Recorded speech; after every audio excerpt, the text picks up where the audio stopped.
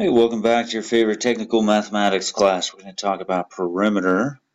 There's our objectives to understand the concept and find the perimeter for just some geometric figures. So the perimeter of a plane is simply the distance around it. So for this one, if you're adding up, oops, let me get my pen here. For this scalene triangle, so you just add up 6, that's a distance of 6, plus a distance of 12, plus a distance of 14. So you got 18 plus your 14. So it looks like you got, what, 32 there? And this is in centimeters. So that would be your perimeter of that scalene. Here's another one. Find the perimeter of an isosceles triangle. Well, an isosceles triangle has two side lengths that are the same. So whose sides, plural there, measure 6.5 inches. So both of these must be 6.5 inches since it's isosceles.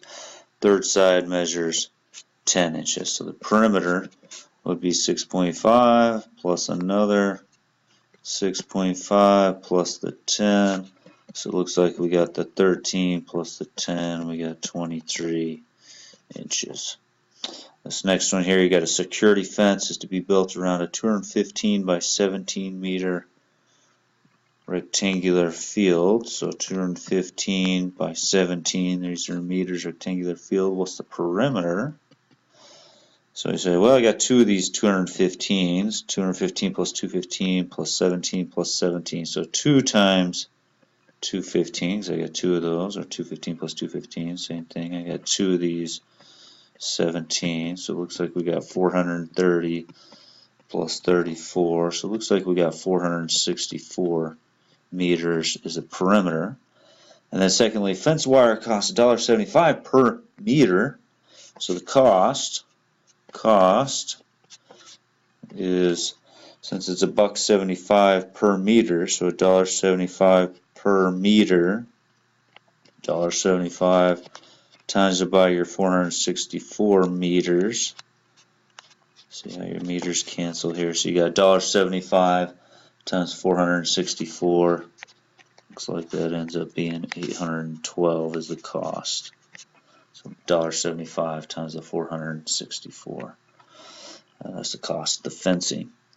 Well, the distance around a circle we refer to as the circumference. That's the circumference there, the distance around your circle. How far is that? And you have two equations for it. You can either use the circumference as 2 times pi times r. And if you remember, double the radius is your diameter. So you could also use just pi times your diameter, either one of those. And remember, pi is 3.14159, blah, blah, blah. It's that irrational number. Oftentimes your instructions will say use 3.14 for pi. Okay. So first example, find the circumference of a circle with a diameter 24. So you've got this diameter that's 24. So I'm going to use the one that's the pi times the diameter instead of 2 times pi times r, since I already have the diameter is 24. And then I'm supposed to use 3.14 for the pi. So this ends up being 75.36. And this is in centimeters.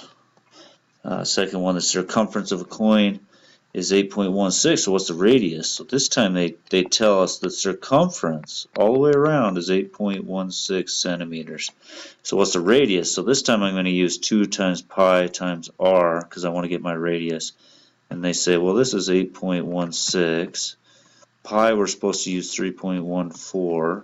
So we got 8.16 equals 6.28 times the radius. Let me take this over here. So 8.16 equals 6.28 r. Solve for r algebraically. So we divide by 6.28 on both sides. So our radius ends up being 1.3 here.